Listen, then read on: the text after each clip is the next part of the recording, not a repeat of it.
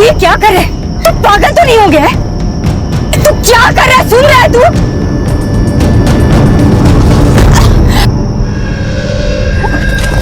तेरा दिमाग खराब हो गया क्या? पागल हो गया तू?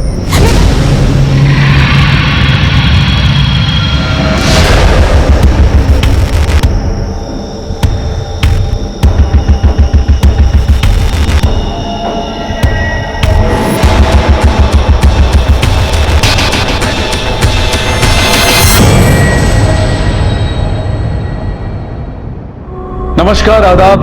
क्राइम पेट्रोल डायल 100 में आप सबका स्वागत है।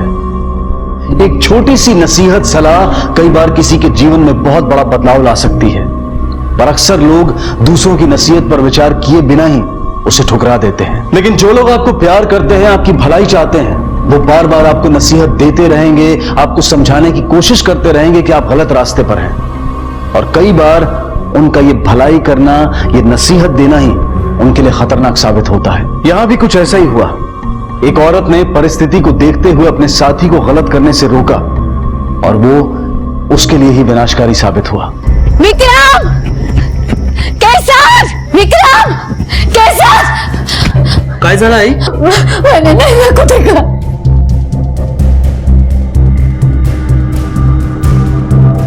फिर तूने नाम लिया उस मनुष्य का? हाँ? नाक कटाकर भागी थी यहां से 3 साल पहले। आज भी लोग हमारे मुंह पे थूक रहे हैं। आज के बाद अगर नाम लिया ना उसका तो जुबान काट दूंगा तेरी। चल। आई! चल। आई! कैसर! मैं सच कह रहा हूँ, मैंने नैना को देखा है। वो लौट आई है, मैंने देखा उसको बाजार में। आई शांतरा, प्लीज रोडू मत। नैना आई है, मैंने देखा है नैना को। तो भाभी ने हद कर दी। इतनी देर हो गई अब तक नहीं आई। अल्लाह कसम, ये बच्चा क्या मेरे भरोसे पैदा किया है? उसका फोन भी नहीं लग रहा है। मेरा तो जी घबरा रहा है। मैं कभी तक आई क्यों नहीं? अब वो आएगी भी नहीं।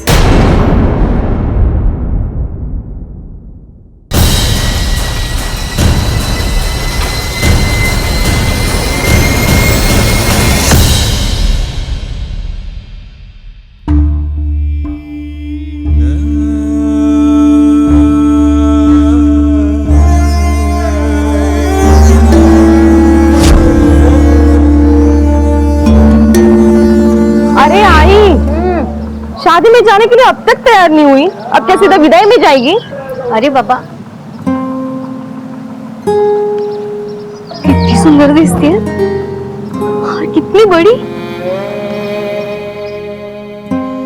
मैं तो सोच रही हूँ शादी करके तुझे विदा कर दूं। ए आई, अजिबात नाही हा। मी तुला सोडून कुठेच लांब नहीं जाना। म्हणजे अपनी आई को दहेज में अपने साथ लेके जाएगी? हाँ, मेरी आई को मेरे साथ में दहेज में लेके जाएगी। और वैसे भी आई, बाबा तुझे बहुत मारते हैं ना, मैं तुझे अपने साथ लेके जाऊंगा। मुझे बिल्कुल पसंद नहीं है। अरे मौसी, तू तैयार नहीं हुई अभी तक? देखो ना दादा, मैं भी वही बोल रही हूँ आई को। अच्छा, तू तो तैयार है ना? हाँ। तू चल, मौसी बाद में आ जाएगी। हाँ बेटा, तू दादा बरोबर जा, मैं आती हूँ तैयार। ठीक। चल दादा।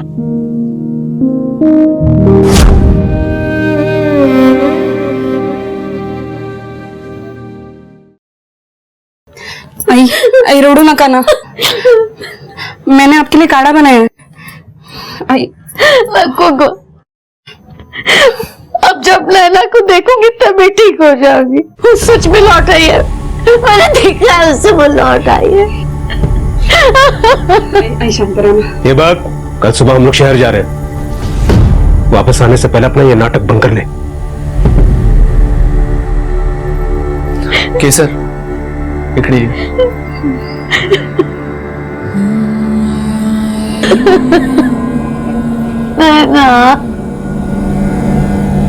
तू आई को समझा नहीं सकती? मर चुकी है वो हमारे लिए। आई को समझा कि भूल जाए उसे, ठीक है?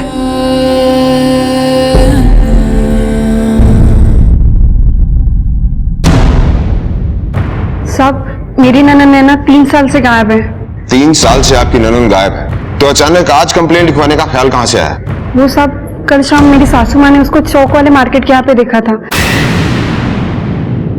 नैना, नैना, नैना साहब, नैना, नैना, नैना साहब, नैना,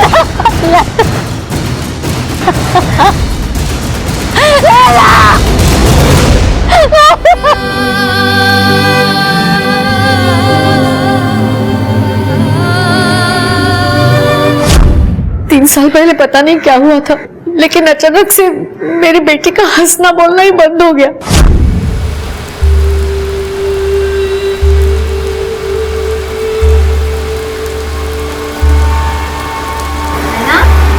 ले, तेरे लिए खीर बनाई है, खा के बता तो। नहीं नहीं, मन नहीं कर रहा।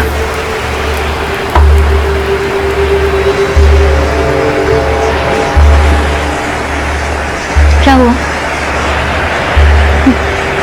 जब से शादी से लौट आई है, चुप चुप से। क्या हुआ? बता ना, क्या हुआ? क्या हुआ बेटा?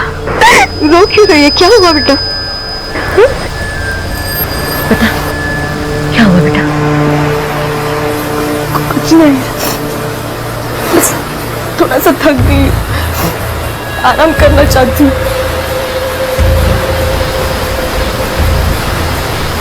तुझे तो बुखार भी है। देख, बुखार की गोली खा और सो जा। हाँ? मन करे तो खीर खा लेना, रोना नहीं। नैना, चाह गेगा?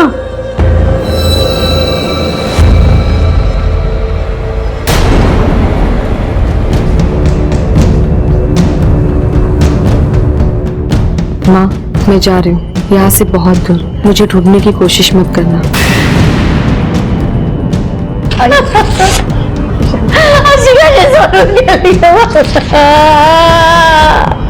आज के बाद नैना का नाम इस घर में कोई नहीं लेगा। नैना हमारे लिए मर गई। मेरी बेटी मुझे छोड़कर नहीं जा सकती साहब, नहीं जा सकती। देखिए आप चिंता मत कीजिए, आप रोइए मत, घर जाइए, हम आपकी बेटी को ढूंढने की पूरी कोशिश करेंगे।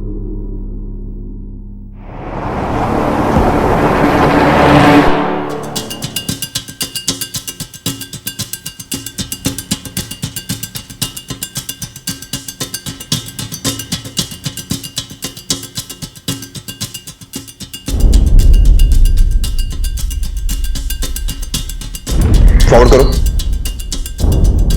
रुको, जूम करो। पवार,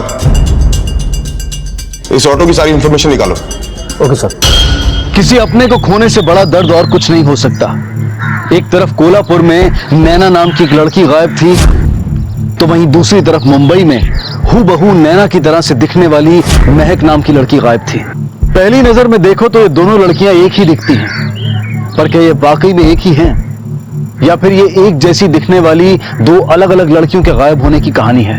एक तरफ नैना की मां गंगा को 3 साल बाद भी अपनी बेटी के वापस आने की उम्मीद थी, तो वहीं दूसरी तरफ महक की सास नौशीन भी अपनी बहू को लेकर परेशान थी।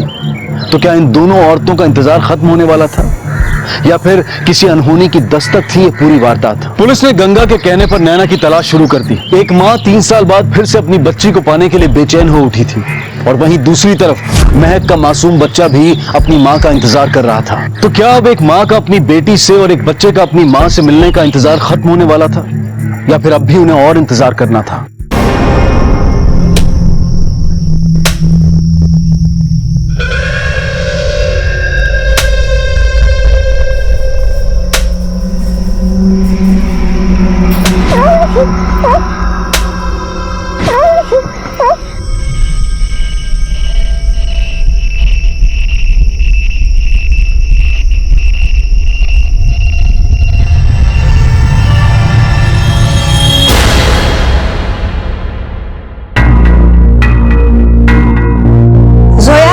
वो छोड़, पहले थाली उठा। अम्मी, अल्लाह ने 2 ही हाथ दिए हैं मुझे, सारा काम मैं ही करूं? एक तो आपकी बहू कल से घर नहीं आई है, और उसके हिस्से का भी काम मुझे ही करना पड़ता है। क्यों? मैं इससे पैसे ले लेकर अपने शोहर को देती हो, तब तो नहीं सोचती तू?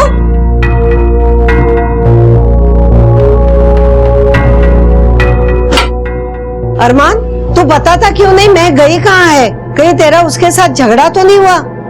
कल सुबह भी तू उसके साथ लड़ रहा था।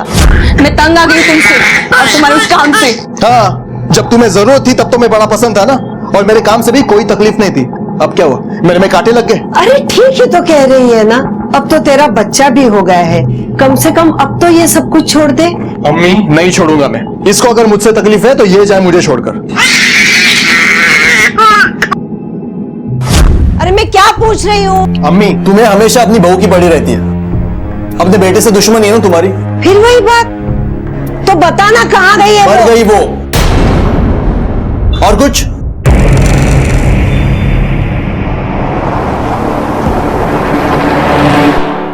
हाँ साहब, कल मैं चौक की तरफ से एक सवार लेके गया था। पवार, तुम्हारे ऑटो में ये लड़की बैठी थी? याद नहीं आ रहा साहब। अच्छा ये बताओ कि तूने उसे छोड़ा कहां था?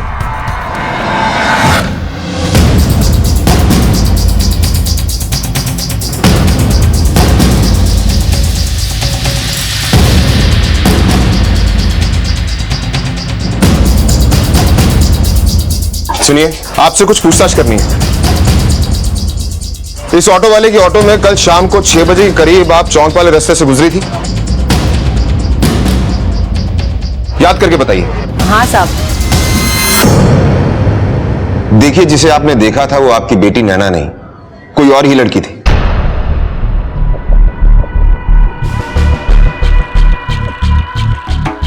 लगा था मेरा इंतजार पूरा हो गया, मेरी बेटी लौट आई। अब तो डर लग रहा है, उसे देखे बिना ही मेरी आंखें बंद हो जाएंगी।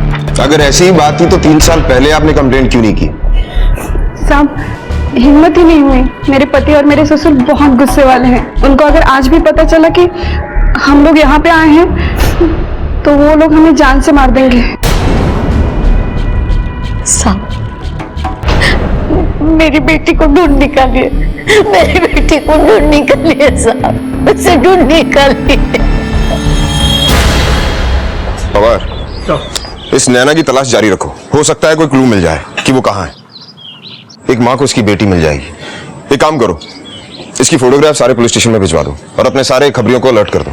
Yes sir. एक मां की अपनी बेटी से मिलने की आशा एक बार फिर अधूरी रह गई। उसकी आंखें अपनी बेटी का चेहरा देखने के लिए तरस रही हैं। उसके कान अपनी बेटी की खैर खबर सुनने के लिए तरस रहे हैं। एक डर भी है उसके मन में कि क्या यह इंतजार कभी खत्म भी होगा या नहीं, कहीं उसके साथ कोई अनहोनी तो नहीं हुई। ऐसे में इंसान अपने आप से लड़ता है, और गंगा भी पिछले 3 सालों से इसी भंवर में फंसी हुई थी। कबीर, अम्मी आ जाएगी, अम्मी आ जाएगी। कबीर, दूध पी लो। अम्मी, भाईजान से पूछना। अब तो मुझे भी डर लग रहा है, भाभी कल से घर नहीं आई है। लाई से तो मुझे दे दे। इसकी तबीयत खराब है इसलिए काम पर नहीं आ रही। किसका फोन था? मैक के दुकान वालों ने फोन करके परेशान कर दिया है। उसके बॉस का फोन था। सच सच बता, मैं कहाँ है? तुझे मेरी कसम। कल मैं गया था उसकी दुकान पर, उसे मना नहीं।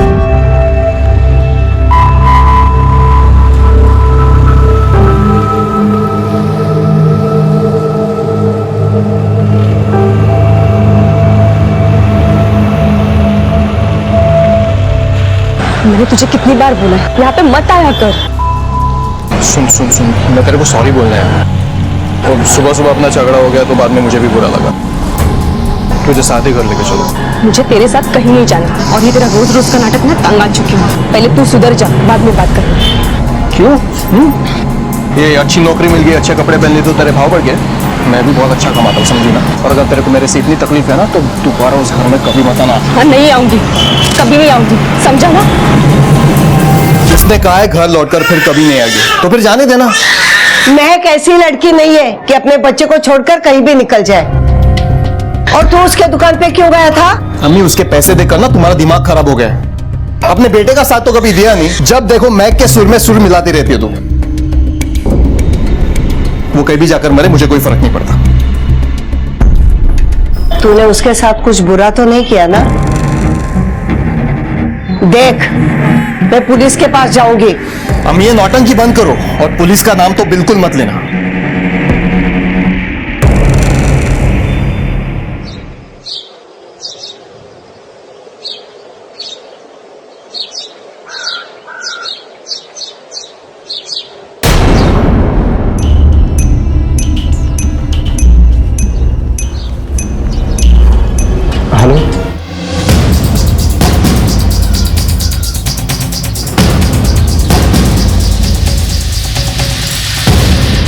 जो कुछ देखो। फोन तुमने किया था? हाँ सर, मैंने ही किया था।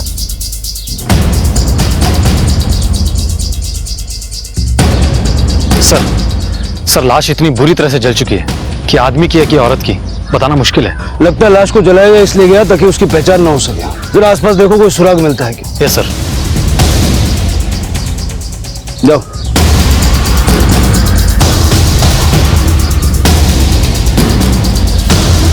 सर, ये पर्स मिला है।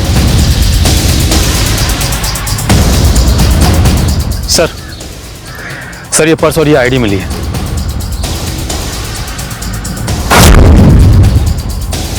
बॉडी को पोस्टमार्टम के लिए भेजो। Yes sir. महक खान।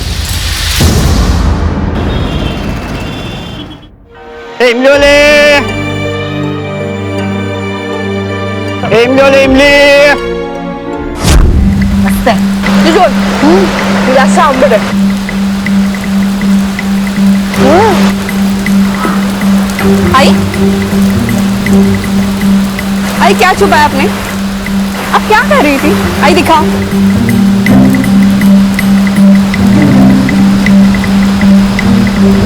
इमली। आई आपको पता है ना कि आपको इमली खाना मना है। बाबा ने देखा तो डांटेंगे आपको, और आपका गला भी तो खराब होता है।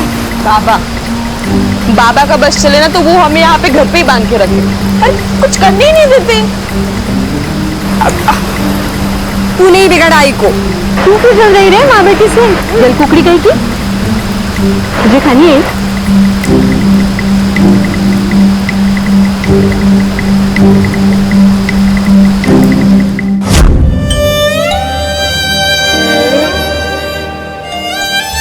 एक पल में जिंदगी बदल गई। नैना मेरी सारी खुशी आपने साथ ली।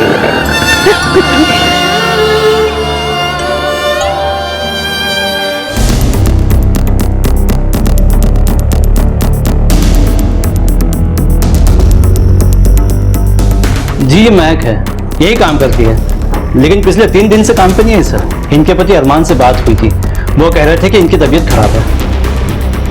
उसके घर का एड्रेस दे सकते हैं? जी।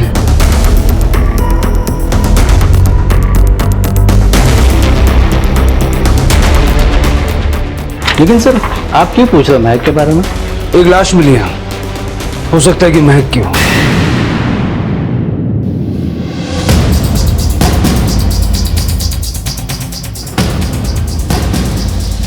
महक का साहब वो घर पर नहीं है। हम जानते हैं वो घर पर नहीं है, इसीलिए पूछा।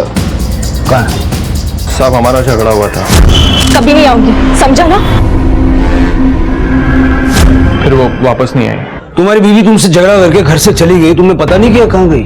साहब ये सब मेरे लिए नया नहीं है, उसका तो हमेशा का है। हमेशा किसी ना किसी बात पर झगड़ा करके अपने सहेली के पास जाती है। अब मैं बार बार उसके पीछे उसका मजनू मंजूर तो नहीं घूमूंगा। ये आईडी महक का है ना?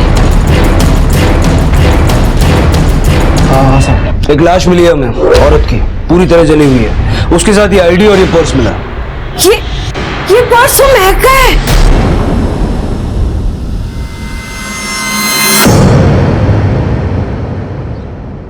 सर इस बॉडी की इनिशियल पोस्टमार्टम रिपोर्ट आ गई है। बॉडी इतनी बुरी तरह से जल चुकी है कि पोस्टमार्टम रिपोर्ट में सही एज बता पाना भी मुश्किल है। डिटेल टेस्ट के लिए बॉडी को फॉरेंसिक में भेजा गया। और हाँ सर, विक्टिम की नी रिप्लेसमेंट सर्जरी हो चुकी है, क्योंकि उसके बाएं पैर में नी रिप्लेसमेंट कैप लगी हुई है।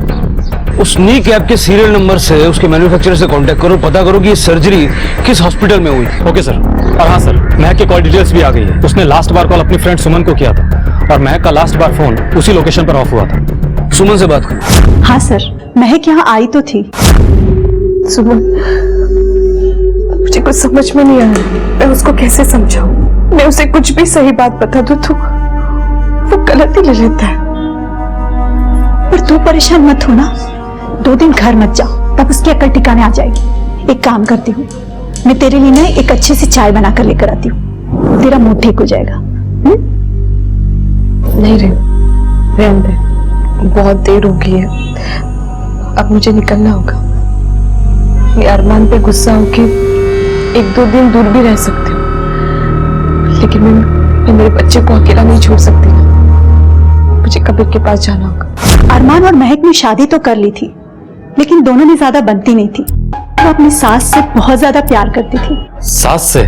जी सर, महक अपनी माँ से बहुत ज्यादा क्लोज थी, तो वो अपनी सास में भी अपनी माँ को ही देखती थी। अच्छा एक बात बताइए, आपको मालूम है कि महक के माँ बाप कहाँ रहते हैं? ये तो पता नहीं सर, क्योंकि महक ने कभी अपने माँ बाप के बारे में कुछ नहीं बताया था। बस वो अरमान की वजह से रोती रहती थी, और उस दिन शॉप पर भी उन दोनों के बीच काफी लड़ाई हो गई थी। देशमुख अगर सुमन की माने तो महक उसके यहाँ से अपने घर जाने के लिए निकली थी। वो गई कहाँ? या तो वो रास्ते में किसी से मिली या फिर किसी ने उसे उठा लिया। और सर सुमन की बिल्डिंग में कोई सीसीटीवी भी नहीं है। देशमुख कुछ तो होगा, कोई दुकान, कोई एटीएम जहाँ सीसीटीवी लगा हो, क्योंकि उसने वहां से जाने के लिए ऑटो वगैरह तो किया ही होगा। सारा रूट चेक करो। Okay sir.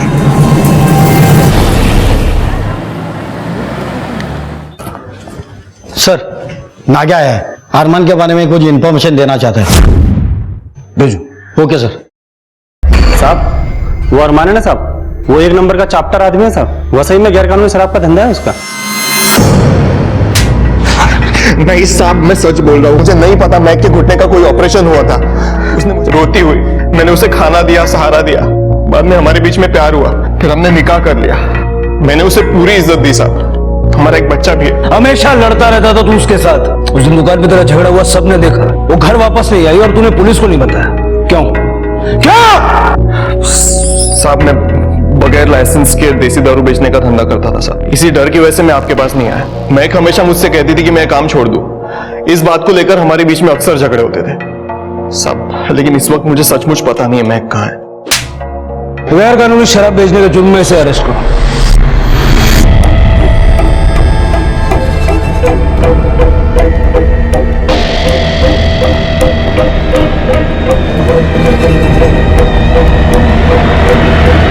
ये सीसीटीवी काम करता है? हाँ सब करता है। हमें इसकी फुटेज चाहिए।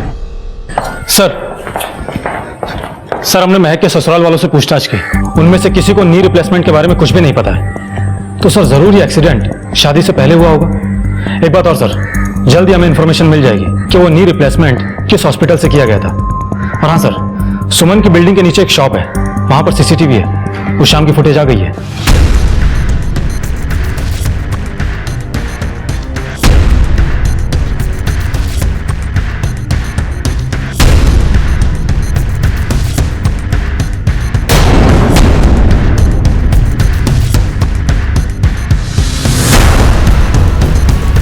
तो महक की सास है ना, ये यहाँ क्या कर रही है? रिश्तों के ताने बाने को समझना आसान नहीं होता। कहते हैं कि रिश्ते विश्वास की डोर से बंधे होते हैं, लेकिन विश्वास की ये डोर इतनी नाजुक होती है कि इसे टूटते देर नहीं लगती। कई बार जिनके साथ हम अपनी दुनिया बांट रहे होते हैं, उन्हीं के हाथों हमारी दुनिया खत्म हो जाती है। नौशीन इतने दिनों से यही नाटक कर रही थी कि वो महक के लिए परेशान है। उसे नहीं पता कि वो कहाँ है, लेकिन सीसीटीवी फुटेज से ये साफ था कि वो महक से मिलने गई थी। कुछ तो था जो वो छुपा रही थी, लेकिन क्या? उस दिन आप अपनी बहू से मिलने उसकी सहेली सुमन के घर गई थी? नहीं साहब। करड़े नकुआ।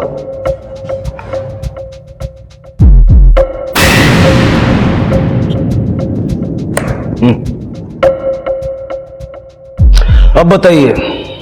हाँ साहब, मैं गई थी। अरे अम्मी आप, मैं तो घर ही जा रही थी। बेटा घर आने की कोई जरूरत नहीं है। इस अरमान का दिमाग ना ठिकाने नहीं है। तू आएगी फिर लड़ेगी। आज तेरा मैका होता ना तो तुझे मनाने के लिए गिड़गिड़ाता हुआ आता। तू एक काम कर, 2-4 दिनों के लिए अपने सहेली के घर रहे।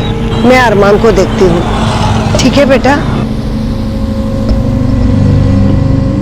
बेटा तुम्हारे पास थोड़े पैसे हैं और अपना ख्याल रखना, ठीक है? लेकिन उसके बाद वो कहाँ चली गई मुझे नहीं पता। मैं रहने वाली कहाँ की थी? कुछ तो बताया होगा उसने। कुछ पता नहीं साहब, हमने पूछा लेकिन उसने कभी नहीं बताया। साहब वो दिल की बहुत अच्छी थी, सबका ख्याल रखती थी, इसीलिए हमने उसे कभी कोई सवाल नहीं किए। वो यहाँ आई, मेरे बेटे से मिली और उन दोनों को प्यार हो गया तो हमने निकाह पढ़वा दिया। अब वो कहाँ से भागकर आई, क्यों भागकर आई, मुझे कुछ भी पता नहीं। लेकिन साहब उसमें एक अजीब बात थी, उसे बिंदी लगाने का शौक था जो हम लोगों में लड़कियां नहीं लगाती।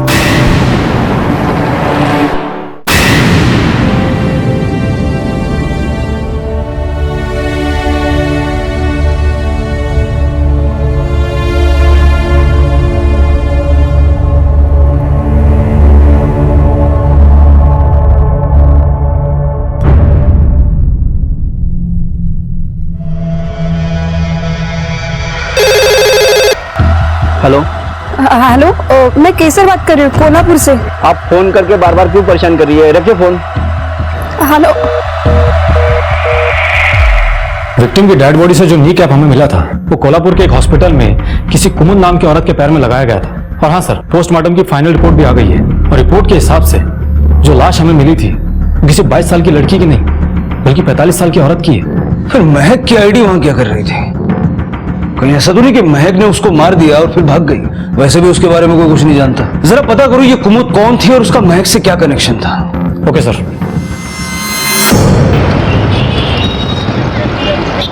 सर, हम यहाँ एक औरत के बारे में पता करने के लिए आए हैं जिसका नाम कुमुद है और उसकी पूरी तरह से जली हुई लाश हमें मुंबई के मीरा रोड इलाके में मिली है। और उसकी लाश के पास किसी महक नाम की लड़की की हमें आईडी मिली है और हमेशा कहा कि इस लड़की ने कुमुद का मर्डर किया है। ये तो हूबहू नैना की तरह दिखती है। तबा? हाँ सर, ये तो नैना ही है। नैना? लेकिन इसका नाम तो महक है। देशमुख, हमें पूरा यकीन है कि ये नैना ही है। इसी गांव की लड़की है, 3 साल पहले गायब हो गई थी। इस पुलिस स्टेशन में इसकी मिसिंग कंप्लेंट भी दर्ज है। सर, हम भी बहुत दिनों से इस लड़की के बारे में पता करने की कोशिश कर रहे हैं लेकिन अभी तक कुछ भी पता नहीं चला है। सोचने वाली बात यह है कि कुमुद नाम की औरत के साथ इस लड़की की क्या दुश्मनी हो सकती है। अच्छा सुनो, ये कुमुद कहाँ रहती है? सर वो उधर।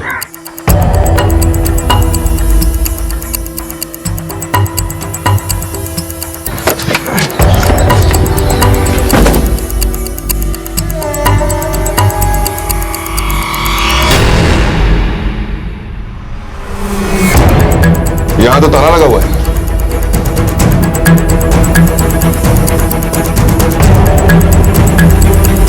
सुनो। हाँ सर। ये घर कुमुद का है ना? यहीं रहती है ना वो? लेकिन वो तो 2 साल हो गए यहाँ पर नहीं रहती, अब कहीं मुंबई में रहती है। मुंबई में कहाँ? साहब ये तो पता नहीं, लेकिन आगे उनके रिश्तेदार का घर है, आप वहाँ पूछ लीजिए। ये बक, ट्रैक्टर से काम झाले। कल खेत में उसको घुमा ले एक बार। केसर चांद रे बाबा। हाँ, बराबर होता है कि नहीं? ये है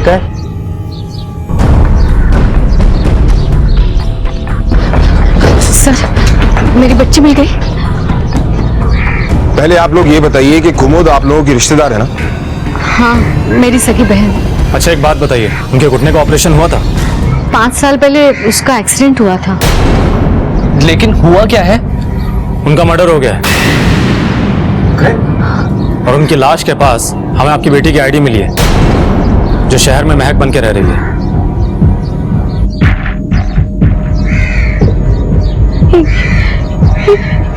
ये तो मेरी नैना है। नैना।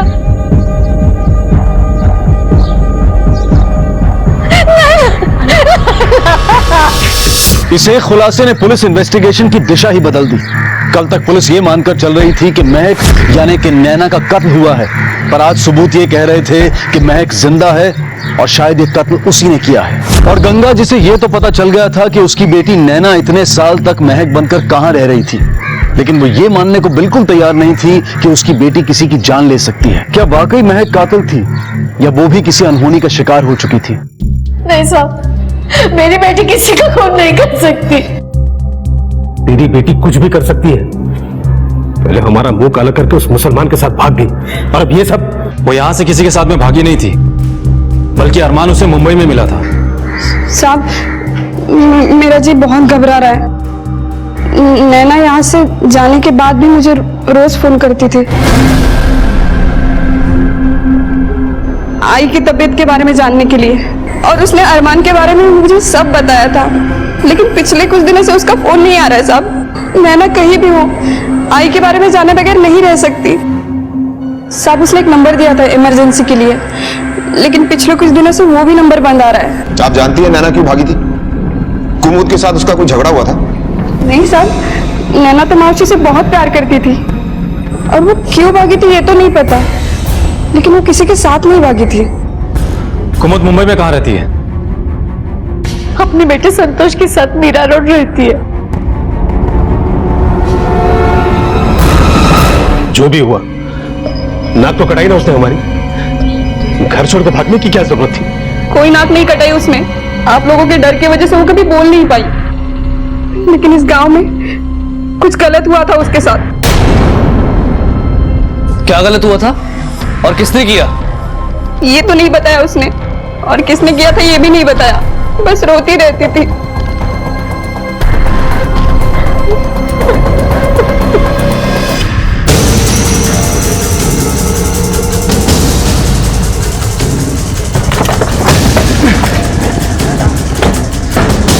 ये संतोष का घर कौन सा है?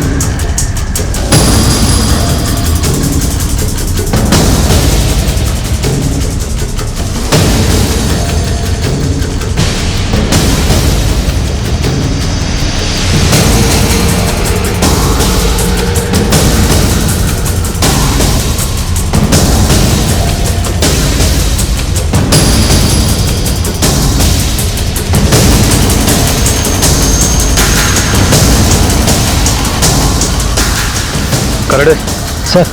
पास में से किसी को बुलाओ, खुद आओ इसे। Okay sir.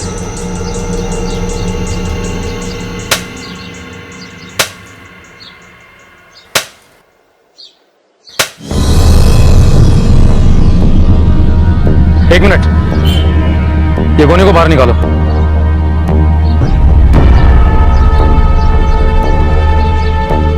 खोलो इस गोने को।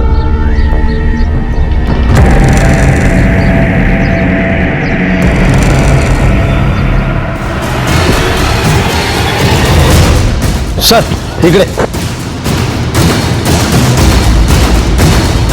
सर, महक की लाश।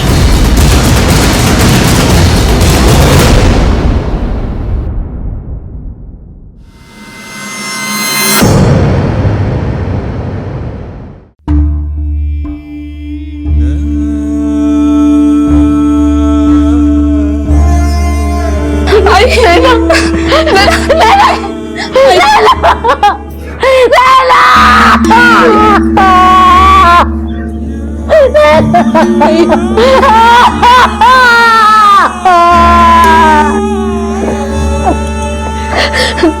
आपकी बेटी की डेड बॉडी कुमुद के घर में मिली और कुमुद का बेटा संतोष गायब है। हमें पूरा शक है कि आपकी बेटी को संतोष ने मारा है।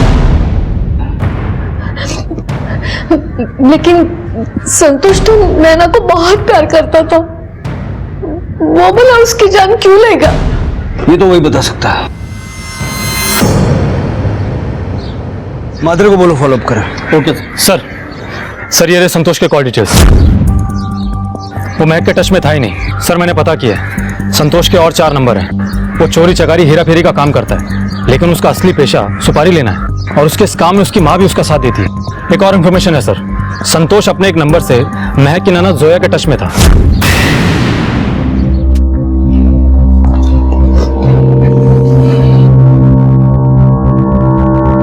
सर, मुझसे गलती हो गई, मैं गुस्से में पागल हो गई थी। महक भाभी की वजह से उस घर में मेरी कोई औकात ही नहीं रह गई थी। अम्मी, अरे जोया देख तो सही, बच्चा रो रहा है। क्यों? ये अपना बच्चा भी नहीं संभाल सकती क्या? क्यों?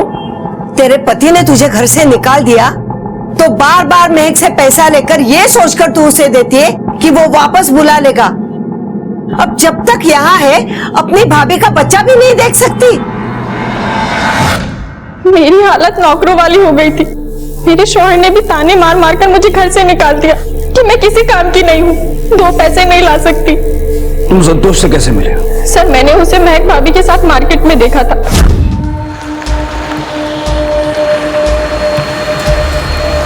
तू भाग कर यहाँ आई है, अब और कहाँ भागेगी?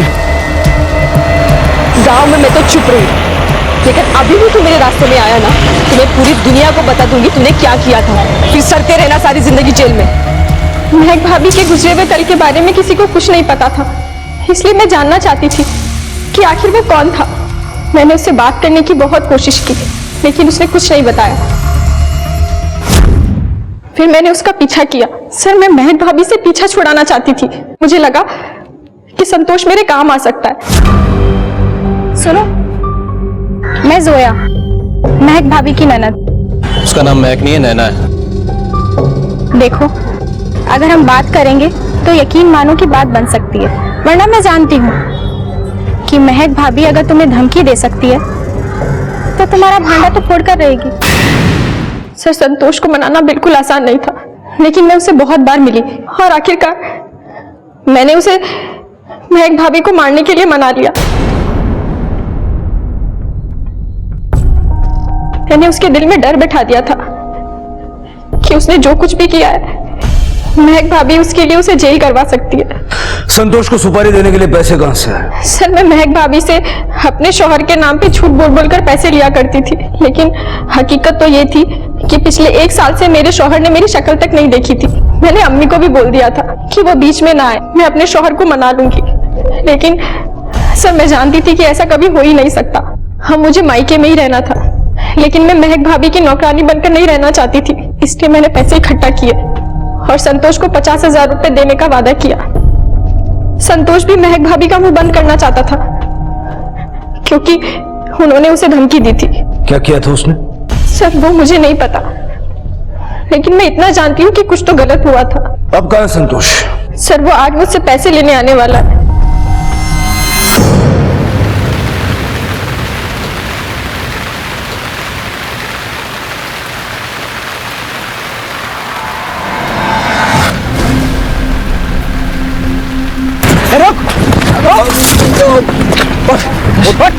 लेके चलो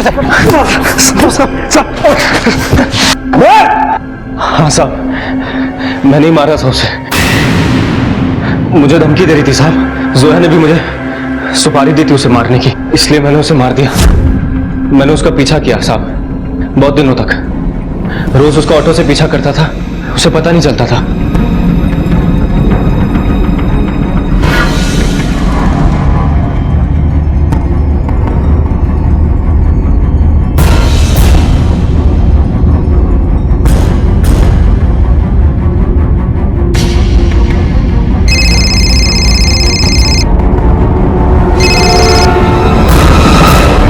महक भाभी जान कहाँ है? हाँ, मेरी आंखों के सामने है। भाई का और उसका झगड़ा हुआ है, यही सही मौका है, खत्म कर दे उसको। हाँ ठीक है, चलो रखता हूँ। स्टेशन जाएंगे? नहीं, खाली नहीं है।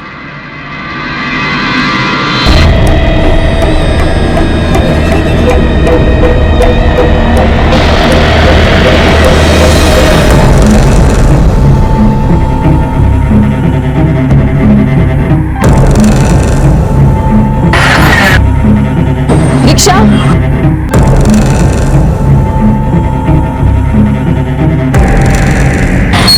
ज्योति कॉम्प्लेक्स। हाँ मैडम, चलो। मैं जो चाहता था वो हो रहा था साहब। इन सब कामों में मेरी माँ भी मेरा साथ देती थी और मैं उससे मिलने वाला था, लेकिन उसे ये नहीं पता था कि मैं नैना को मारने वाला हूँ।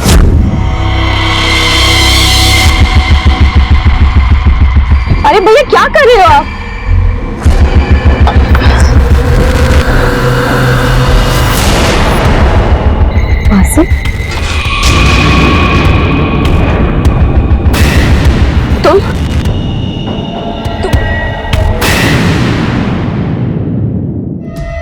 नैना, तू ये क्या कर रहे है? तू अपनी बहन को मारेगा?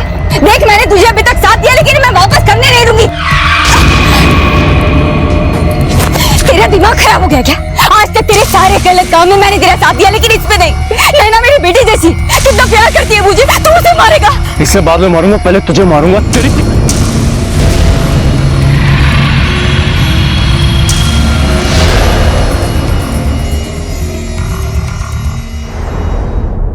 अब ये भी बोल, तूने ऐसा क्या किया था जिसकी वजह से महक ने तुझे धमकी दी? साहब, मैंने उसके साथ ये आई भी ना कितना टाइम लगाती है। ये देखो दादा, हम लोग यहाँ पे आई को ढूंढने आए और आई वहां पे शादी में चली गई। आई भी ना, चलो हम भी निकलते हैं। नैना, दादा क्या हुआ दादा? नैना वो दादा दादा क्या कर रहे हो? नैना, मैं तुझे बहुत पसंद करता हूँ। साहब वो मुझे बहुत बहुत अच्छी लगती थी, इसलिए मैंने उसके साथ। बहन थी वो तेरी, जिसकी इज्जत पे तूने हाथ डाला और जिसे मार डाला, अपनी माँ को भी मार डाला। तेरे जैसे गंदे लोगों की वजह से समाज में आज लोगों का रिश्तों पर से भरोसा उठता जा रहा है। कहते हैं कि गुनाह का रास्ता दलदल की तरह से होता है। इंसान अपने एक गुनाह को छुपाने के लिए एक के बाद एक गुनाह करता चला जाता है। संतोष के लिए भले ही लोगों की जान लेना उसका पेशा था, लेकिन उसने महक के साथ जो कुछ भी किया उसे छिपाने के लिए उसे अपनी मां की जान भी लेनी पड़ी। संतोष को नैना, कुमुद और बाकी की हत्याओं के लिए और जोया को नैना यानी महक की सुपारी देने के लिए गिरफ्तार किया गया। ये दोनों इस वक्त न्याय की हिरासत में हैं। घर सिर्फ सर छुपाने का सहारा नहीं होता, बल्कि इंसान की एक ऐसी दुनिया होती है जहां उसे सुकून मिलता है, जहां वो अपने आप को महफूज पाता है। इसीलिए घर का माहौल भी ऐसा ही होना चाहिए कि इंसान को जरा सी भी तकलीफ होने पर वो उसे अपनों से कह सके, उनसे मदद और सलाह की उम्मीद कर सके। और अगर वाकई में ऐसा होगा तो यकीन मानिए बहुत सारे गुनाह सर उठाने से पहले ही दम तोड़ देंगे। देखते हैं हमारे आज के एपिसोड की दूसरी कहानी।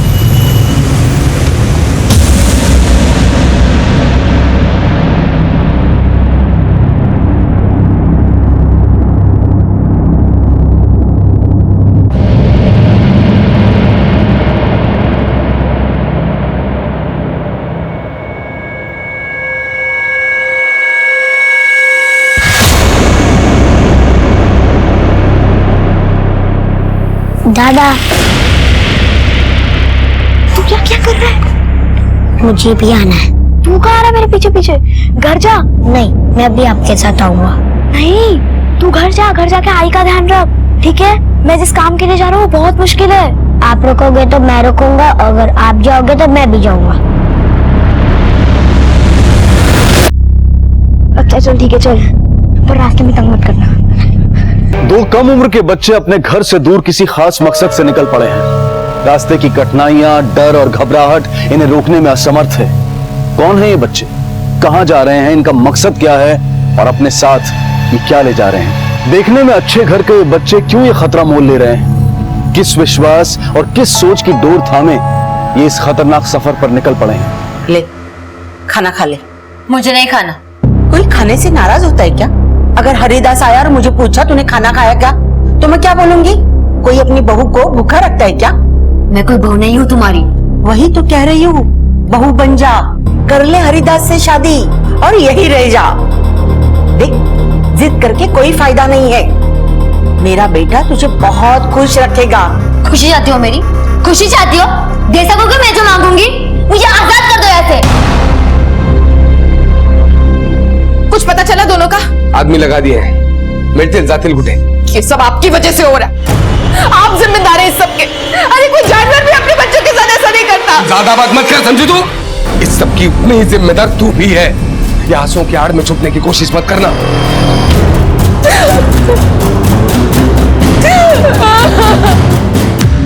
दादा, मैं बहुत थक गया हूँ, क्या हम थोड़ी देर बैठ सकते हैं? चल, यहाँ पे बैठ।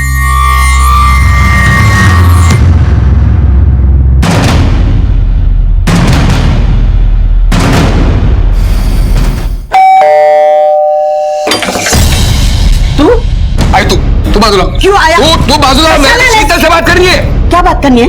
देख, तेरा यहाँ आना ठीक नहीं है, तो अपना घर परिवार संभाल। मेरे को मत सिखा तू। अरे उन्हीं के बारे में बात करनी है। आज तक तेरी मनमानी की ना, वो बहुत हो गई, अब मैं नहीं करने दूंगी। मैं साहब, दो बच्चे थे, वो मेरा टिफिन चुरा के भागे तो मैं उनके पीछे गया। एक बच्चे ने तो मेरे सर पे पत्थर मारा साहब। उनके साथ और भी कोई था? कुछ सामान वगैरह? बस एक थैला था जिसमें से बदबू आ रही थी, वो वहां पे पड़ा हुआ था साहब। अभी बढ़ो। सड़े हुए मांस की बदबू आ रही है। अरे मैडम, ब्लड सैंपल ले लो और फॉरेंसिक लैब भेजो। क्या उम्र होगी उन दोनों की? साहब वो दोनों बच्चे करीब 8 से 10 साल के होंगे। दिखने में कैसे थे? कपड़े से तो अच्छे खानदान के दिख रहे थे, वो पढ़े लिखे भी थे। जब वो उन्हें टिफिन चुराया ना तो सॉरी बोला साहब। क्या इसको तो पुलिस क्या बन कर? सॉरी। क्या सॉरी? पता है ना अगर उन्हें पकड़ देते तो कितनी मार पड़ती। दादा भूख लगी थी इसलिए चुरा लिया। पर मैं नहीं खाऊंगा, तू ही खा ले। अगर आप नहीं खाओगे तो मैं भी नहीं खाऊंगा। दादा दादा हाँ? चलो जी बद्रीनाथ मंदिर, पहले हम हमारा काम करते हैं। चलो। सर, वॉचमैन ने हमें बताया कि बच्चों के हाथ में एक बैग थी। बस एक थैला था जिसमें से बदबू आ रही थी। ऐसा क्या था उस बैग में? कुछ लेके जा रहे थे वो, या किसी ने कुछ दिया था उन्हें? मटन या चिकन जिसे वो लिए फिर रहे हैं? सर, वहां पर इंसानी गोश्त की बदबू सी आ रही थी। सर, बदबू तो उन्हें भी परेशान करती होगी, फिर वो बैग लेकर क्यों घूम रहे? मुझे एक काम करो, अपने पुलिस स्टेशन में जितनी भी बच्चों के मिसिंग कंप्लेन है उसे चेक करो, आसपास के पुलिस स्टेशन के भी चेक करो। बच्चे ज्यादा दूर नहीं गए होंगे, जहां वो लास्ट टाइम दिखे थे उस एरिया में पूछताछ करो, छानबीन करो और अपने बीच को भी इन्फॉर्म करो। Okay sir. पुलिस को वॉचमैन से मिली जानकारी और मौका वारदात पर मिले सबूत किसी भयानक घटना की तरफ इशारा कर रहे थे। साहब वो दोनों बच्चे करीब 8 से 10 साल के होंगे। उनके साथ और भी कोई था? कुछ सामान वगैरह? बस एक थैला था जिसमें से बदबू आ रही थी, वो वहां पे पड़ा हुआ था साहब। सड़े हुए मांस की बदबू आ रही है। आखिर क्या था उनके पास? अच्छे और संस्कारी घर के होने के बावजूद वो क्यों इस तरह से सड़कों पर भटक रहे थे? इतनी तकलीफें उठाने के पीछे आखिर उनका क्या मोह छिपा था? कभी भूख से बेहाल तो कभी प्यास से निठाल, आखिर वो किस मंजिल की तरफ निकल पड़े थे? और दूसरी तरफ सबसे हैरान करने वाली बात यह थी कि उनके बारे में कोई मिसिंग कंप्लेंट भी दर्ज नहीं करवाई गई थी। लिया? हाँ। दादा कब तक पानी पीऊं, भूख लग रही है। देख सर्वेश, मेरे पास कोई पैसे नहीं है, बस के टिकट के भी पैसे नहीं है, इसलिए हमें जितनी जल्दी हो वहां तक पहुंचना है। दादा कुछ तो करो, मुझे बहुत भूख लग रही है। मैं कुछ सोचता हूँ।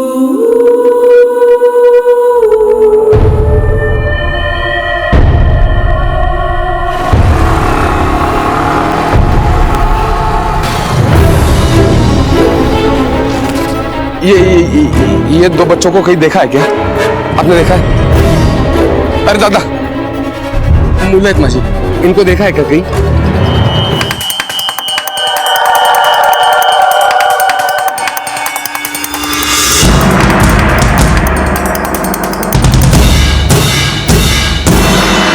देख, मुझे पता है तूने बच्चों को कहां और क्यों भेजा है। मैं किसी को नहीं बताऊंगी, बस मेरी बात मान ले, मेरी बहू बन जा। माजी सुन हो।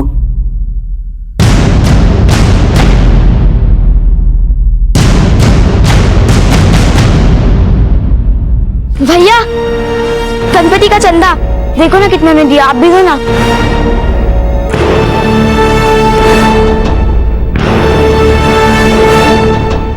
सर, फॉरेंसिक रिपोर्ट आ गई है, हमारा शक बिल्कुल सही निकला।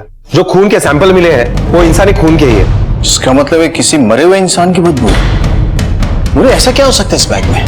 किसी इंसानी जिस्म का टुकड़ा या? सर, समझ में नहीं आ रहा है कि ये बच्चे ऐसा कर क्यों रहे हैं।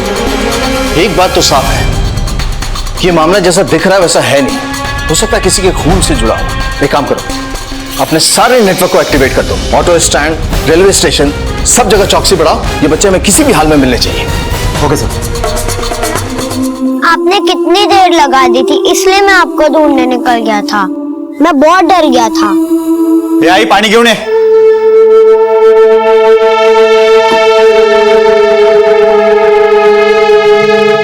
पानी की मानी कि नहीं हो शादी के लिए? समझाया तो बहुत है, लगता है मान जाएगी। अगर सीधी तरह से नहीं मानेंगे तो मुझे टेढ़ा होना पड़ेगा।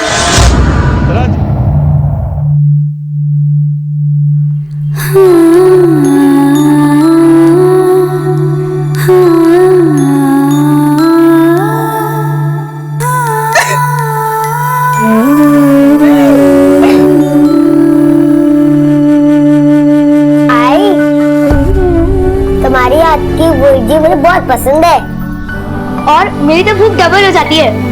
आई थोड़ा और मिलेगा? हाँ, अभी लाई।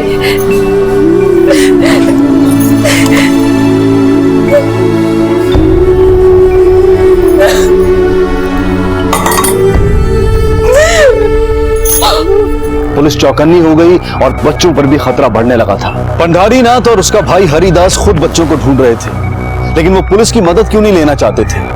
अपने बच्चों को अच्छे संस्कार देने वाली, उनको याद करके उन्हें रोने वाली उनकी मां यशोदा खामोश क्यों थी? इस सब की उतनी ही जिम्मेदार तू भी है। या आंसुओं की आड़ में छुपने की कोशिश मत करना। नमस्कार, Hingoli police station sub inspector Vinay More बोलते हैं।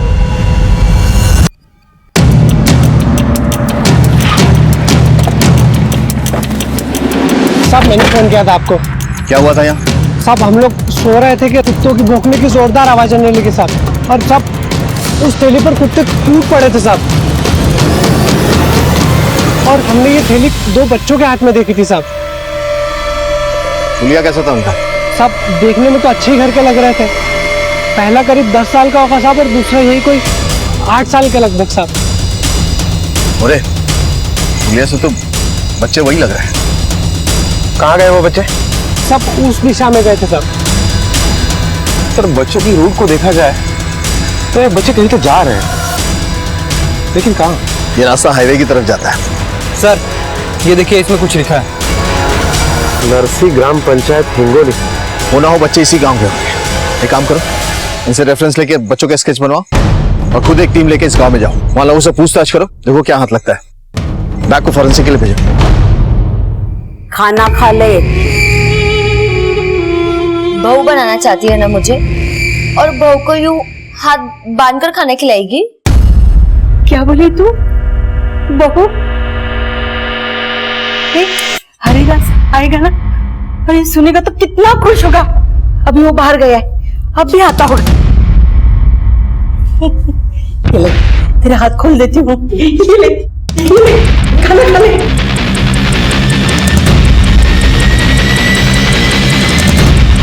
आई पानी आनी विसरले आता अंटे।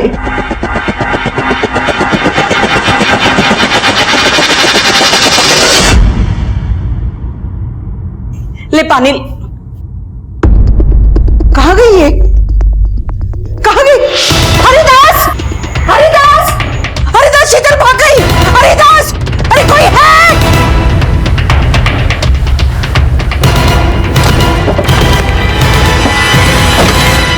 शिंदे सर, तुम्हारे पास जो स्केचेस हैं पूरे गांव में पूछताछ करो कि ये बच्चे रहते कहाँ पे।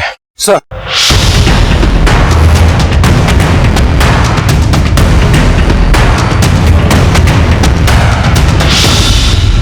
हो साहब, ये तो अपने साटो के लड़के हैं, विजय और ये सुरेश। अच्छा, ये साटो रहता कहाँ पे? इधर से दाहिनी तरफ, बड़ा बंगला उसका ही है। हो साहब जी, ये दोनों मेरे ही बच्चे, दोनों परसों रात से घर नहीं लौटे साहब। क्या आप बता सकती है कि आपके बच्चों का नेचर कैसा है? मेरा बड़ा बेटा विजय बहुत सयाना लड़का है, अपने छोटे भाई सर्वेश का बहुत ध्यान रखता है। दोनों में बड़ा प्यार है साहब, एक दूसरे के बिना जी नहीं सकते। आपके बच्चे 2 दिन से गायब है और आप लोगों ने उनकी मिसिंग कंप्लेंट तक नहीं करवाई। और आपके पति पंडरीनाथ कहाँ है इस वक्त? साहब वो अपने छोटे भाई हरिदास के साथ दोनों बच्चों को ढूंढने के लिए निकले। आपके बच्चों की फोटोग्राफ्स है आपके पास? हो सर। दादा हम जीवरीनाथ मंदिर कब पहुँचेंगे?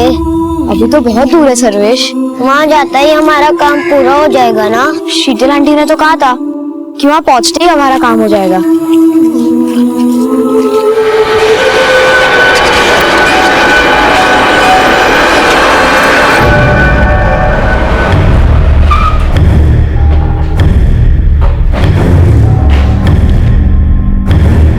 सर बच्चों का एड्रेस कंफर्म हो गया है। बच्चे पास ही के नरसी गांव के। ये रहे उनके फोटोग्राफ। सर बच्चों के बाप का नाम पंडरीनाथ है और पंडरीनाथ का एक छोटा भाई है हरिदास। पंडरीनाथ की वाइफ यशोदा से हमारी बातचीत हुई और उसके मुताबिक पंडरीनाथ और हरिदास बच्चों को ढूंढने के लिए बाहर गए। सर ताज्जुब की बात यह है कि बच्चे खो गए हैं। इसके बारे में गांव में किसी को भी कुछ भी पता नहीं है। ये बच्चे भाग क्यों रहे हैं और कहाँ जाना चाहते हैं ये तो तभी पता चलेगा जब ये हमारे हाथ में आए। इसकी वजह से। Hello okay okay sir, Pandharinath घर पर वापस आ गया है। बुलाओ से। Yes sir.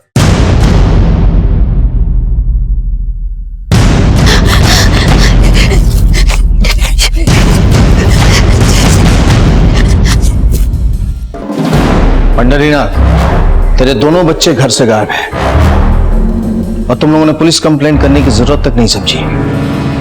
जान सकता हूं क्यों? जी वो क्या है कि एकदम खरा बोला है सर, पटकन। जी सर, हमें लगा कि यहीं कहीं होंगे, आसपास वापस आ जाएंगे, लेकिन सर जब वो नहीं लौटे तो हमने सोचा कि आपके पास आने से पहले थोड़ी हम कोशिश कर लें। जो इन्फॉर्मेशन अब तक हमें मिली है और जो तफ्तीश से पता चला है वो ये कि तुम्हारे बच्चों के पास एक बैग है जिसमें इंसानी खून के निशान मिले हैं। उससे जबरदस्त बदबू आ रही है। जान सकता हूं क्या है उसमें? मुझे नहीं पता क्या था उसमें। बोला सच सच बोल। चाहे शपथ संतो साहब, मुझे वाकई नहीं पता उसमें क्या था। तेरा एक भाई है ना हरिदास, कहाँ है वो? सुना है तेरे साथ बच्चों को ढूंढने के लिए वो भी बाहर निकला था। जी वो भी ढूंढने निकला है बाहर, दूसरी तरफ गया होगा वो। फोन लगा उसको। हाँ फोन लगा उसको। जी जी।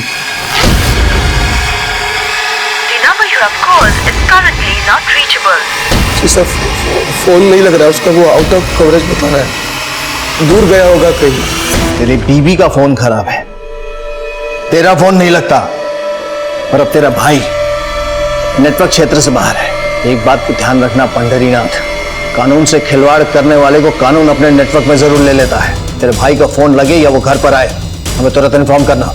जी सर। और कितने लोग रहते हैं तेरे घर में? वो मेरी आई है लखमा भाई, वो हरिदास के यहाँ रहती है। अपने भाई का नंबर लिखवा दे। जी।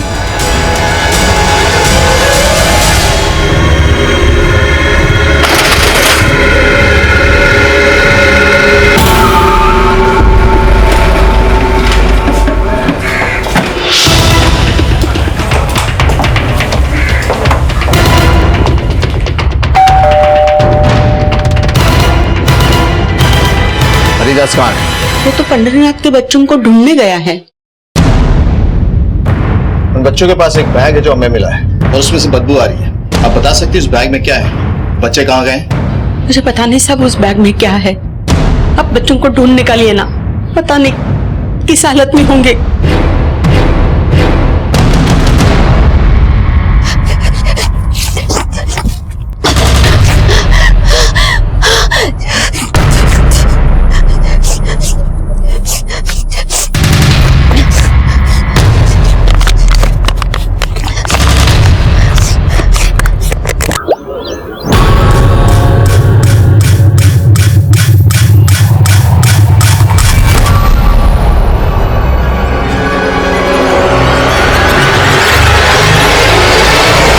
पंडरीनाथ और उसके घर वालों का बिहेवियर कुछ अजीब नहीं लग रहा है आपको? मुझे ऐसा लग रहा है कि पंडरीनाथ और उसके घर वाले हमसे कुछ छुपाना चाहते हैं। इस पंडरीनाथ के छोटे भाई हरिदास को कुछ पता चला?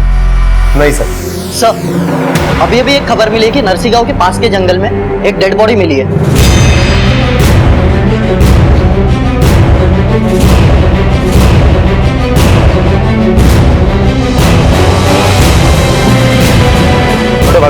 बहरहाल एक काम करो, अपने जितने नेटवर्क है सबको एक्टिवेट करो, उन्हें कहो कि बच्चे किसी भी हाल में मिलने चाहिए। Okay sir. हरिदास की पूरी मालूमात निकाली। हरिदास के बहुत सारे दुश्मन थे, पर उसकी एक से बहुत लड़ाई रहती थी। उसका नाम है जीवनदास। पहले बच्चों का किसी खास मकसद से अपने घर से निकल जाना, फिर उनके पास किसी इंसानी खून और मांस की बदबू का मिलना इस केस को संगीन बनाए हुए था। क्या शीतल बच्चों के बारे में कुछ जानती थी? इतनी तकलीफों के बावजूद बच्चे जीव हरिनाथ क्यों जाना चाहते थे, वो भी एक इंसानी मांस का टुकड़ा लेकर? सवाल कई थे, लेकिन पुलिस बड़ी सावधानी से इस केस के हर पहलू की जांच कर रही थी। नमस्कार शिर्के साहब, जीवन राव। काय साहब, गांव में खून होता है, खूनी को पकड़ने के बदले आप इज्जतदार आदमी को स्टेशन बुलाते हो। पिछले 2 दिन से तुम कहां थे? अरे साहब, मैं तो गांव में था ही नहीं। आप चाहे तो कोणाला पण विचारूंगे। पंडरीनाथ। कैसे? सर, सुना है, ऐसा बोलना नहीं चाहिए। राम राम राम। सर, हरिदास एक लड़की को खरीद के लाया है, उसी के चक्कर में दोनों भाइयों में महाभारत छिड़ी है।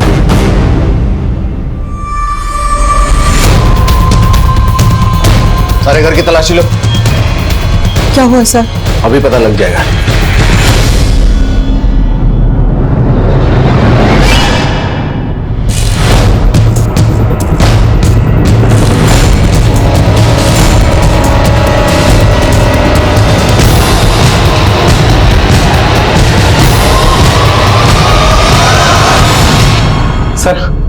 लड़की को कुछ कपड़े मिले हैं, ये चूड़ियां और ये कान की बाली और ये रस्सी। क्या है ये सब? किसके कपड़े हैं ये? मेरी होने वाली बहू शीतल के कपड़े हैं ये। कहाँ है शीतल? तुम्हारा बेटा मारा जा चुका है और जिसे तुम बहू बनाने वाली हो वो घर से गायब है। चल क्या रहा है यहाँ? बहू लाने के सपने देख रही और बेटा ही हाथ से निकल गया। हरिदास बड़े अरमानों के साथ उसे लाया था शादी करने के लिए, लेकिन वो मान ही नहीं रही थी। इस लड़की के आने के बाद बच्चे घर से भाग गए। तुम्हारा बेटा उसे कहाँ से लेके आया था? भूबल गांव से। उस लड़की की तस्वीर है? हाँ है। लेके आ। मुरे, इस लड़की की तस्वीर अपने नेटवर्क में जितने भी खबरी है ना उन तक पहुंचाओ। हरिदास के कत्ल की गुत्थी सुलझाने के लिए उस लड़की का पकड़ा जाना बहुत जरूरी है। Okay sir. ये तस्वीर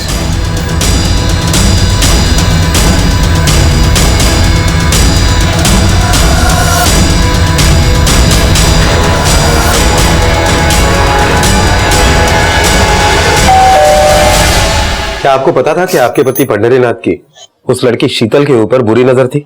हाँ साहब, मैं जानती थी, लेकिन शीतल कौन है, कहां से आई है, मुझे कुछ नहीं पता। आप बस मेरे बच्चों को ढूंढ दीजिए। सर कहीं ऐसा तो नहीं कि लड़की के चक्कर में पंडरीदास ने हरिदास को मारा और बच्चे ये देखकर डर के भाग गए? शिंदे, हाईवे से एक ही रास्ता है जो जीव हरिनाथ मंदिर जाता है, शायद बच्चे वहीं गए होंगे। तुम एक काम करो, अपनी एक टीम जीव हरिनाथ मंदिर के पास लगवा दो और उनसे कहना जैसे ही बच्चे दिखे उन्हें यहाँ लेकर आना। सर, अब सीधे सीधे ये बता, क्यों मारा हरिदास को? मैंने नहीं मारा साहब हरिदास को। चल मैं तेरी मुश्किल थोड़ी आसान करता हूँ। शीतल को पाने के चक्कर में तूने हरिदास को मारा। अब ये बता शीतल कहाँ है? कहाँ छुपा के रखा उसे? हरिदास शीतल से शादी वादी कुछ नहीं करना चाहता था सर। उसने खरीद के लाया था शीतल को, 4 दिन मजे करके बाद में बेच देता उसे। लेकिन मेरे बच्चे गायब होने के तुरंत बाद ही शीतल भी गायब हो गई। मुझे लगा कि हरिदास ने उसे कहीं छुपा दिया है और उसे ढूंढने का नाटक कर रहा है वो। अब जब हरिदास की भी लाश मिली है साहब, तो मतलब साफ है ना उस शीतल ने मारा है हरिदास को।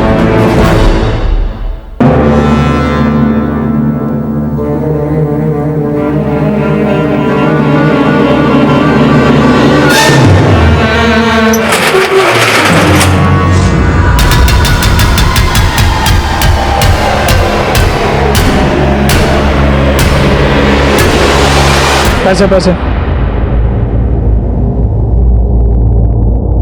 पैसे पैसे नहीं है मेरे पास।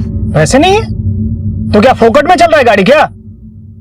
ओ हेलो भाऊ, लड़की पैसे नहीं दे रही है। अरे रुक।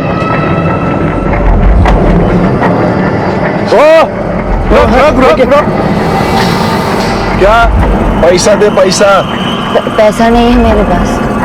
पैसा नहीं? अरे रुक, कहाँ जा रही है? मुफ्त में सवारी करेगी। हेलो सर, जिस लड़की की आपको तलाश थी वो यहाँ है, आप लोग जल्दी आ जाओ। बच्चे अपनी मरी हुई बहन की लाश लेकर आए थे। उनका यह विश्वास था कि उनकी मरी हुई बहन को जीव हरिनाथ में दोबारा जीवन मिल सकता है। साहब मेरे पति को बुलाइए। साहब मुझे उनसे बात करनी है, वो मुझसे बहुत प्यार करता है। कहाँ रहता है तुम्हारा पति? सब बाबुल गाँव। अरे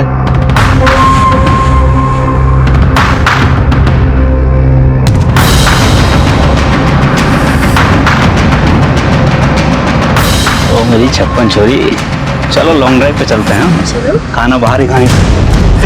लॉन्ग ड्राइव? मैंने ही शीतल को बेचा था हरिदास के हाथों। जब मुझे पता चला कि हरिदास का खून हो गया है तो मैं आप लोगों की तहकीकात की जानकारी के लिए पुलिस स्टेशन आया जाया करता था साहब। ये आप क्या कह रहे? ऐसा बिल्कुल नहीं हो सकता। मेरे पति मुझसे बहुत प्यार करते हैं, वो ऐसा कभी नहीं करेंगे। मैं जानता हूँ कि तुम्हारे साथ बहुत बुरा हुआ है, सारी बात खुल के बताओ मुझे। हरिदास को क्यों मारा तुमने? साहब उस दरिंदे को तो मरना ही था। मैं उसके चंगुल से किसी तरह बचकर भाग रही थी और उसने मुझे फिर से पकड़ लिया। हरिदास को क्यों मारा तुमने? साहब उस दरिंदे को तो मरना ही था। मैं उसके चंगुल से किसी तरह बचकर भाग रही थी। मुझे उसे मारने का कोई दुख नहीं है साहब, मेरे साथ बहुत गलत करता था। उसने मुझे अपने घर पे कैद करके रखा था और एक दिन पंडरीनाथ की भी नजर मुझ पे पड़ गई। उनसे बात करती तो अपना सारा दर्द भूल जाती, पर एक दिन जा आंटी मिठाई खाओ ना। क्या बात है, आज तुम लोग बड़े खुश लग रहे हो। हमारे घर हमारी बहन आने वाली है। हर साल हमारी माँ हमें राखी बांधती है और अब हमारी बहन हमें राखी बांधेगी। जिन बच्चों के बाप और चाचा औरत की इज्जत की धज्जियां उड़ा रहे थे, उसी घर के बच्चे एक लड़की के आने पर खुश हो रहे थे। बच्चे भले ही खुश हो रहे थे, लेकिन मुझे मालूम था कि पंडरीनाथ को बेटी नहीं चाहिए थी। हरिदास ने मुझे नशे की हालत में बताया था कि पंडरीनाथ ने अपनी बीवी यशोदा का 2 बार गर्भपात करवाया था। पिछले साल गांव के क्लिनिक पे छापा पड़ने के कारण वो तीसरी बार नहीं करवा सका और पंडरीनाथ के घर बेटी हुई। और शायद अपनी मरी हुई बहन को जिंदा करने के लिए वो जीवरी नाथ के मंदिर गए होंगे। ये कौड़िया बाबा क्या चक्कर? साहब मैंने ऐसे ही एक बार अपने गांव में कौड़िया बाबा का नाम सुना था। वो मुर्दों को जिंदा करता था, लोगों की बलि चढ़ाता था। सब मुझे भी नहीं पता, मैंने तो बस वहां से निकलने के लिए ये बहाना बनाया था। तुम्हारा ये बहाना उन बच्चों की मौत का कारण भी बन सकता है। अरे बच्चों की जान खतरे में है, हमें फौरन वहां जाना होगा।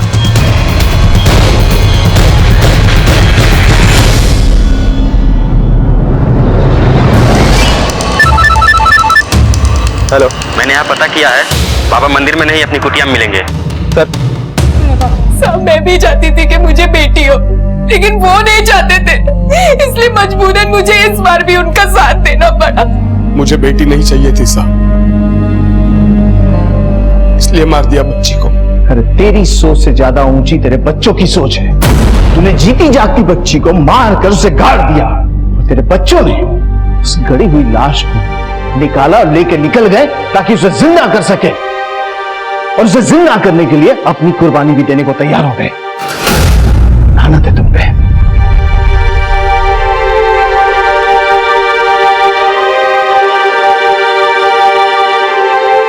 आज भी हमारे समाज में औरतों को खरीदा और बेचा जाता है। कभी उन्हें मां की कोख में तो कभी मां की गोद में मार दिया जाता है, और मर्दानगी का दावा करने वाले ये भूल जाते हैं कि उन्होंने भी एक औरत की कोख से ही जन्म लिया है। औरत मर्द के खिलाफ ना जाए, उसके खिलाफ कोई आवाज ना उठाए, चुपचाप घर बसा ले, बेटे पैदा करती रहे, इसी सोच ने खुद औरत को औरत का दुश्मन बना दिया। वहीं यशोदा की सोच ने विजय और सर्वेश के दिलों में अपनी बहन के लिए ऐसा प्यार भर दिया कि वो अपने तरीके से अपनी मरी हुई बहन को जिंदगी देने के लिए निकल पड़े थे। सकारात्मक सोच और विश्वास से ही हम अपने समाज को नई दिशा दे सकते हैं, औरतों और मर्दों को बराबरी पर ला सकते हैं, क्योंकि सोच और विश्वास ही है जो रिश्तों को जोड़े रखते हैं। फिर वो चाहे पति पत्नी का रिश्ता हो, माता पिता और बच्चों का रिश्ता हो, बहन और भाई का रिश्ता हो। इसी विचार के साथ अब मैं अनूप सोनी आपसे विदा लेता हूं। फिर मुलाकात होगी अगले एपिसोड में एक और चौंका देने वाले केस के साथ। तब तक अपना और अपने परिवार का ख्याल रखें और देखते रहें क्राइम पेट्रोल डायल 100। सबक एक को सीख हम सबको। जय हिंद। इस तरह के और भी एपिसोड देखने के लिए हमारे चैनल को सब्सक्राइब करें और बेल आइकन दबाना ना भूलें।